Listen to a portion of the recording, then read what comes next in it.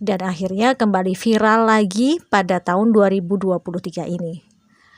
Mbah Jum seorang tunanetra yang berprofesi sebagai pedagang tempe. Setiap pagi, beliau dibonceng cucunya ke pasar untuk berjualan tempe. Sesampainya di pasar, tempe segera digelar. Sambil menunggu pembeli datang, di saat pedagang lain sibuk menghitung uang dan ngerumpi dengan sesama pedagang, Mbah Jum selalu bersenandung sholawat. Cucunya meninggalkan Mbah Jum sebentar karena ia juga bekerja sebagai kuli panggul di pasar itu. 2 jam kemudian cucunya datang kembali untuk mengantar si mbahnya pulang ke rumah. Tidak sampai 2 jam dagangan tempe Mbah Jum sudah habis ludes. Mbah Jum selalu pulang paling awal dibanding pedagang lainnya.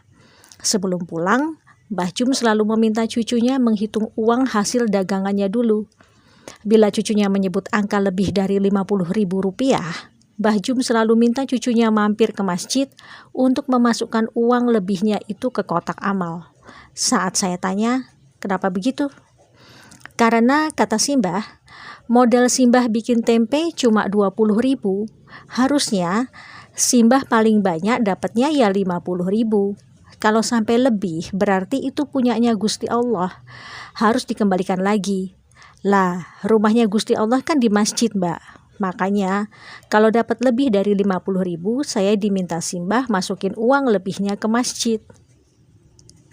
Loh, kalau sampai lebih dari 50.000 itu kan hak Simbah. Kan artinya Simbah saat itu bawa tempe lebih banyak toh? Tanyaku lagi. Enggak, Mbak. Simbah itu tiap hari bawa tempenya enggak berubah-ubah. Jumlahnya sama. Cucunya kembali menjelaskan pada saya. Tapi kenapa hasil penjualan Simbah bisa berbeda-beda? Tanya saya lagi. Begini, Mbak. Kalau ada yang beli tempe sama Simbah, karena Simbah tidak bisa melihat, Simbah selalu bilang, ambil sendiri kembaliannya. Tapi mereka para pembeli itu selalu bilang, uangnya pas kok Mbah, nggak ada kembalian. Padahal banyak dari mereka yang beli tempe 5.000, ngasih uang 20.000. Ada yang beli tempe 10.000, ngasih uang 50.000. Dan mereka semua selalu bilang uangnya pas, nggak ada kembalian. Pernah suatu hari, Simbah dapat uang 350.000. Ya, 300.000-nya saya taruh di kotak amal masjid. Begitu penjelasan sang cucu. Saya melongo terdiam mendengar penjelasan itu. Di saat semua orang ingin semuanya menjadi uang, bahkan kalau bisa kotorannya sendiri pun disulap menjadi uang, tapi ini Mbah Jum, logika saya yang hidup di era kemodernan jahiliyah ini belum sampai. Sampai rumah pukul 10 pagi, beliau langsung masak untuk makan siang dan malam. Ternyata Mbah Jum juga seorang tukang pijat bayi, begitulah orang di kampung itu menyebutnya. Jadi bila ada anak-anak yang dikeluhkan demam, batuk, pilek, rewel, kejang, diare, muntah-muntah, dan lain-lain, biasanya orang tua mereka akan langsung mengantar ke rumah Mbah Jum. Bahkan bukan hanya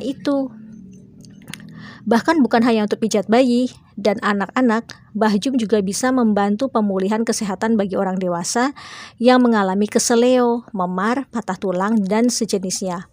Mbah Jum tidak pernah memberikan tarif untuk jasanya itu, padahal beliau bersedia diganggu 24 jam bila ada yang butuh pertolongannya. Bahkan bila ada yang memberikan imbalan untuk jasanya itu, ia selalu masukkan lagi 100% ke kotak amal masjid. Iya, 100%. Anda kaget? Sama, saya juga kaget. Ketika saya kembali bertanya, kenapa harus semuanya dimasukkan ke kotak amal? Mbah Jum memberi penjelasan sambil tersenyum. Kula niki sakjane mboten pinter mijet. Nek wonten sing seger waras mergo dipijet kalih kula, niku sanes kula sing damel seger waras. Niku kersane Gusti Allah. Lah dadose mbayare mboten kalih kula, tapi kalih Gusti Allah. Beliau bicara dalam bahasa Jawa yang artinya saya itu sebenarnya nggak pinter mijit. Kalau ada yang sembuh karena saya pijit, itu bukan karena saya, tapi karena Gusti Allah. Jadi bayarnya bukan sama saya, tapi sama Gusti Allah. Lagi-lagi saya terdiam, lurus menatap wajah keriputnya yang bersih. Ternyata manusia yang datang dari peradaban kapitalis akan terkaget-kaget saat dihadapkan oleh peradaban sedekah tingkat tinggi macam ini, di mana di era kapitalis orang sekarat saja masih bisa dijadikan lahan bisnis.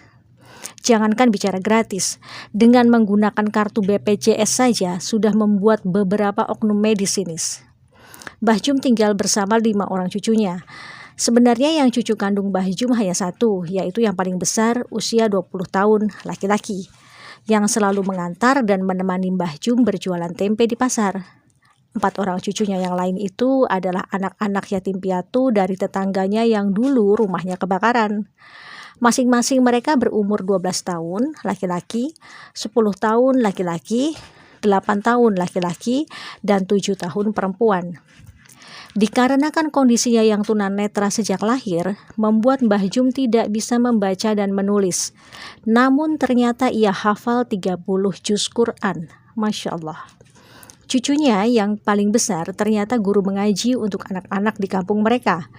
Keempat orang cucu-cucu angkatnya ternyata semuanya sudah khatam Quran. Bahkan 2 di antaranya sudah ada yang hafal 6 juz dan 2 juz. Kulo niki tiang kampung, boten saged ningali nopo-nopo ket bayi. Alhamdulillah kersani Gusti Allah, kulo diparingi berkah, saged hafal Quran. Gusti Allah niku benar-benar adil kalih kulo. Beliau bicara dalam bahasa Jawa yang artinya, saya ini orang kampung, tidak bisa melihat apapun dari bayi. Alhamdulillah kehendak Gusti Allah saya diberi keberkahan, bisa hafal Quran.